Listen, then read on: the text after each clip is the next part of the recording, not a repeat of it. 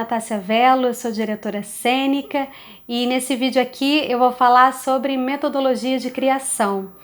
É claro que a partir da minha experiência, das coisas que estudo e que busco para o meu trabalho como diretora.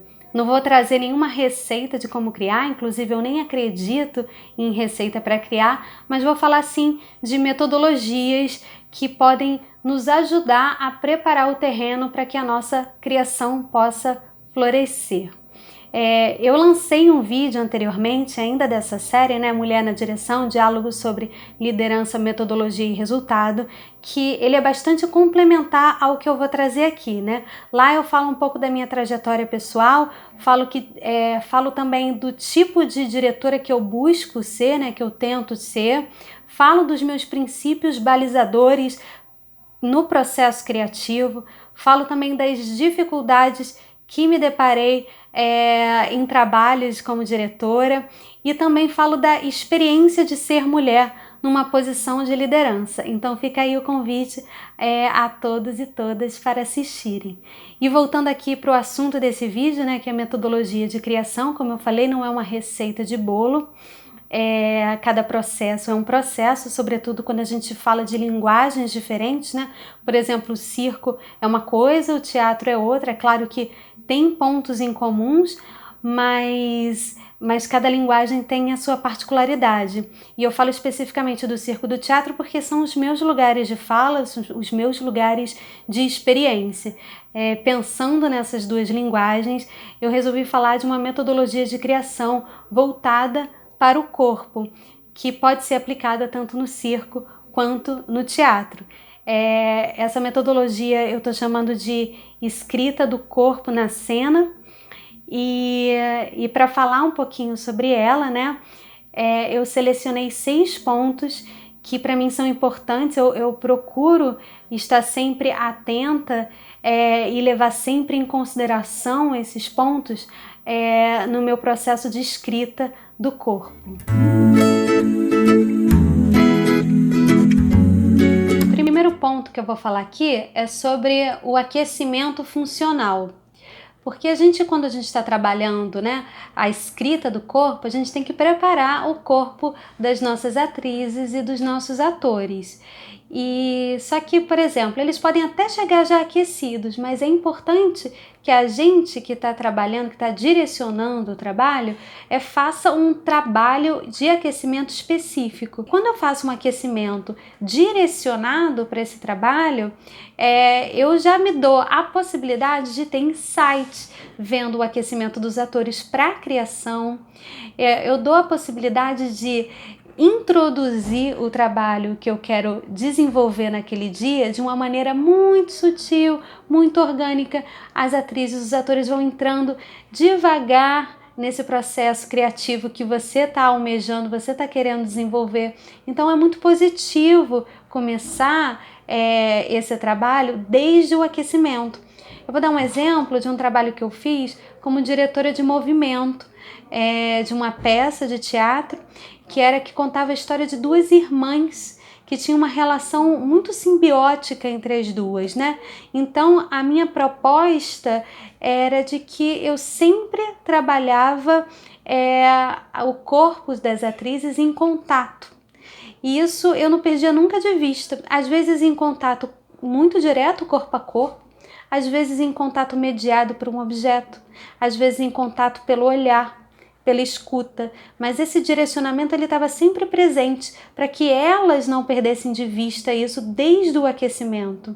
E aí com o tempo, isso é muito interessante de ver, né? Com o tempo a movimentação delas foi ficando muito interessante, porque era muito orgânico, muito fluido como elas interagiam dentro de cena. Porque isso é o treino, é o treinamento. Todo dia eu treinava um pouco isso, né? Desde o aquecimento, a gente se aquecia com esse dado, com essa coisa em vista, né? Então, é muito concreto quando a gente dá direcionamentos concretos e objetivos. É muito material o resultado, né? É muito visível, muito palpável. Então é muito importante que a gente tenha isso em vista, né? Do aquecimento funcional.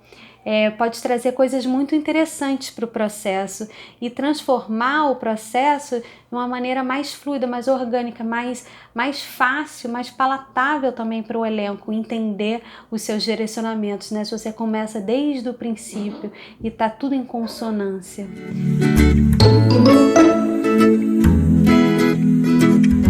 Outro ponto importante é, quanto mais objetiva você for na criação com o corpo, melhor. O trabalho com o corpo ele é muito objetivo, é muito concreto, muito palpável. Então, quanto mais materialidade você dá para esse trabalho na sua condução, nos comandos que você dá para o seu elenco, melhor o seu elenco vai se apropriar desses comandos e vai se jogar dentro dessa experimentação, né? O que a gente falou lá no primeiro vídeo. Se eu tenho todas as possibilidades, eu na verdade não tenho nenhuma, né? Quanto mais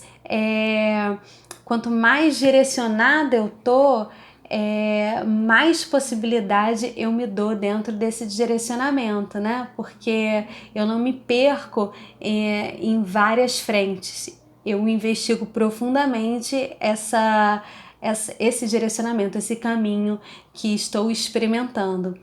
Então, isso é uma coisa muito interessante de se ver, né? Então, por exemplo, a gente pode falar de experimentar um movimento fluido. Isso é uma instrução, claro que é, mas pode ser fluido como a água, como a lama, como a lava, pode ser fluido em deslocamento constante, com ritmo constante ou com variação rítmica, pode ser fluido com alteração de planos, enfim, 1000 possibilidades, né? E você, como diretora e como diretor, é interessante que você tenha em mãos essas possibilidades, e não é para jogar tudo de uma vez só para os atores e para as atrizes, né? Não é disso que se trata, mas é que você tenha a possibilidade de desdobrar as suas dinâmicas e exercícios, né?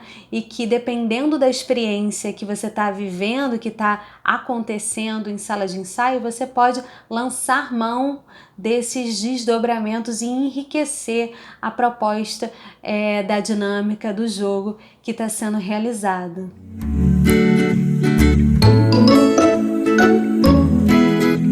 Outro ponto importante é qual repertório corporal você quer criar, qual a linguagem você quer usar, com quais qualidades de movimento você quer experimentar. E isso, eu vou repetir de novo, né? Eu já repeti algumas vezes, isso está totalmente ligado a quais são as suas questões fundadoras, qual é o seu universo estético fundador, que eu falei anteriormente já algumas vezes. É muito importante que você tenha essas bases que te norteiam na condução da criação desse repertório. E aí eu vou explicar aqui o que é esse repertório, o que eu estou chamando desse repertório, né? E por que a criação desse repertório é importante para mim. No início do processo, a gente, em geral, a gente experimenta muito, né? A gente experimenta várias coisas super interessantes, e na maioria das vezes essas coisas se perdem, porque é comum se perder, é normal se perder, né? Tá muito no início, não tem forma ainda, são experimentações muito livres, muitas improvisações, então na maioria das vezes essas coisas ficam lá atrás e tudo bem, isso é normal que aconteça, assim. Mas eu, como diretora, eu gosto de catalogar elementos chaves dessas experimentações. E aí eu faço isso desde o início até o final do processo, né? Entender quais são os elementos que para mim são chaves dessas experimentações, e aí eu anoto mesmo. Eu filmo, eu desenho, eu escrevo, eu encontro maneiras de catalogar essas coisas e eu lanço mão dessas materialidades durante todo o processo. E para mim isso é muito importante porque eu acho que é uma maneira de dar a ver o processo de construção e de criação do elenco. porque por mais que esses elementos que foram catalogados, eles não representem exatamente o que foi o que vai se tornar, né, o resultado, eles representam o processo de maturação, de lapidação dessa criação por parte das atrizes e dos atores. É uma maneira de assegurar a autoria dessa criação, né? De trabalhar sempre com a criação com que os atores e as atrizes trazem dentro das experimentações. Trabalhar em cima dessas experimentações, desses elementos, e desenvolver em cima disso e criar novos repertórios, e desenvolver em cima disso e criar novos repertórios. Então é um processo de visualização dessa criação que é muito genuíno, muito autoral. E eu acho muito bonito ver esse processo, e para mim é bastante importante que a gente use esses elementos que são totalmente criados a partir das vivências do elenco no processo criativo.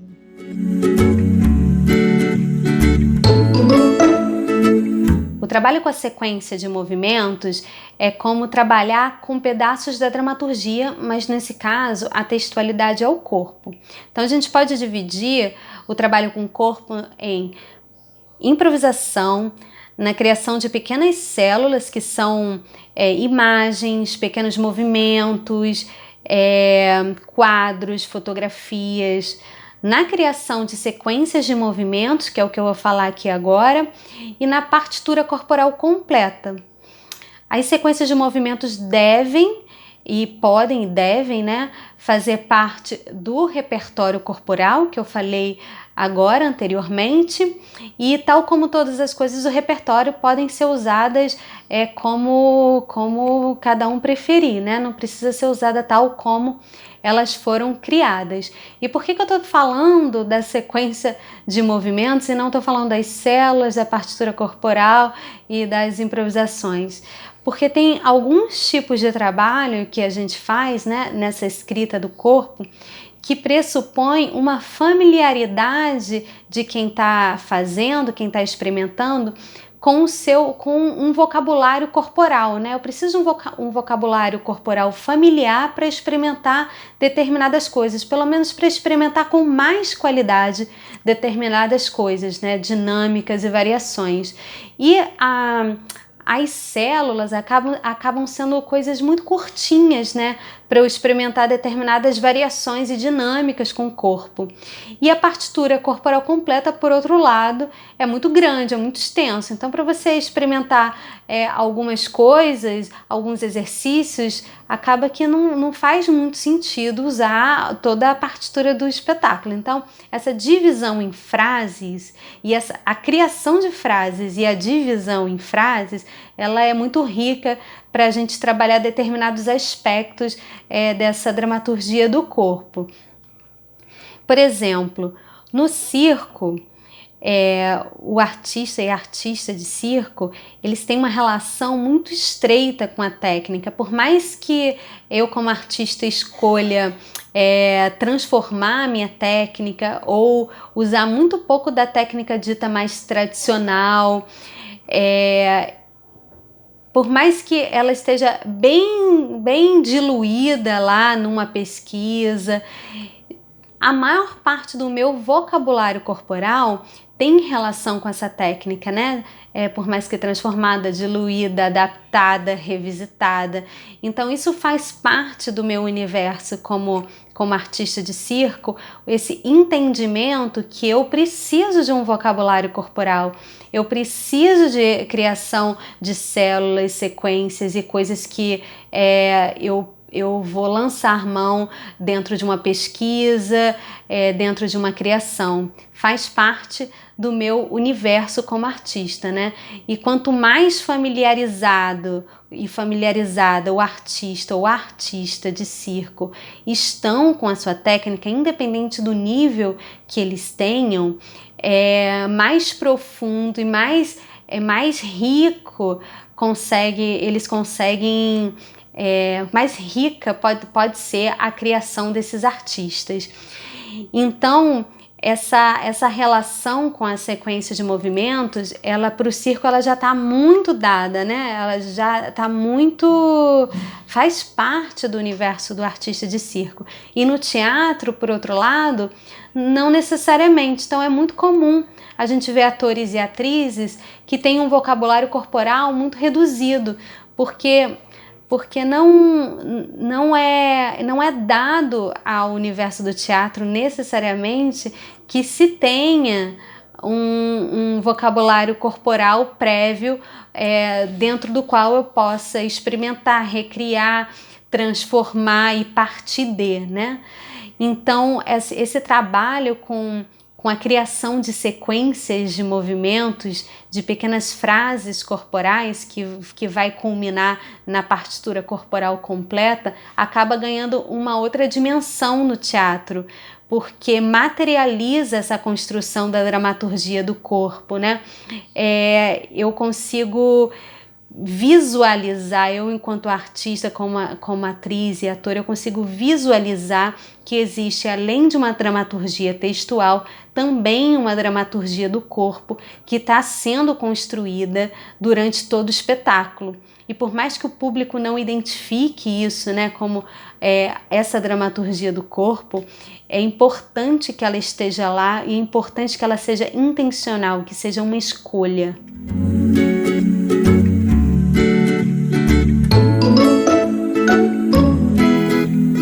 Quando eu falo, por mais que pareça invisível aos olhos do público, né, por mais que o público não perceba que tem uma construção dessa dramaturgia do corpo, eu quero dizer que a gente, na direção, a gente pode escolher que o desenho do movimento tenha um traço mais marcado ou menos marcado. Por exemplo, eu posso escolher trabalhar com gestos e movimentos super cotidianos, então eu vou ter uma dramaturgia corporal mais sutil e talvez invisível, né, aos olhos de um público mais leigo. Como eu posso escolher também marcar e ressaltar um aspecto extra cotidiano desses movimentos. Então é tudo uma escolha, né, de qual é a cor, a tonalidade que você quer dar para a sua criação. E não importa muito qual é a sua escolha, se é X, Y, Z, se é baseada no quadrinho, no filme específico, no movimento artístico, mas o importante é que seja uma escolha e que a sua criação da dramaturgia do corpo, da escrita do corpo, esteja coerente com essa escolha. E outra coisa também que eu queria falar aqui é que acontece muito, né, quando a gente está criando essa escrita do corpo, é que a gente passa por um momento que parece que a gente está criando uma coreografia, né, de movimentos muito estilizados. E às vezes rola um medo de que fique dessa maneira, porque não é a sua intenção. Se fosse a intenção, não teria nenhum problema se é a coreografia, mas quando não é a sua intenção, então queria falar também que dá para ficar tranquilo e tranquila em relação a isso, porque por mais que a gente passe pela coreografia, por esses movimentos estilizados, a gente não precisa ficar nela, né? Então eu posso pegar essa materialidade, que é essa partitura corporal, essas sequências de movimentos, e trabalhar em cima delas. Então eu posso colocar pausas, suspensões, reduzir os movimentos a 10%, eu posso botar variações rítmicas, eu posso marcar um determinado movimento e suavizar outros movimentos. Então, eu como diretora e o elenco como criadores também, podemos trabalhar muito em cima dessa construção, né, da dramaturgia do corpo. Ela não precisa ser o que é num primeiro momento, que no primeiro momento ela fica com uma cara, em geral, mais estilizada, mais coreografada. E dependendo do que eu quero com o trabalho, eu vou direcionando e vou transformando essa partitura, né? Para ela ficar coerente com o meu desejo. Então, só para compartilhar um pouco essa experiência que dá para ficar tranquila e tranquilo sobre esse aspecto. Bom, é isso que eu tenho para trazer agora nessa aula. Eu agradeço muito a escuta de todos e todas vocês. Se vocês quiserem me mandar alguma mensagem aqui ou nas minhas redes sociais pessoais, no Instagram, no Facebook, fiquem à vontade. Para mim vai ser um prazer saber das experiências de vocês, responder perguntas, continuar trocando figurinhas, enfim. Então é isso, muito obrigada e até mais.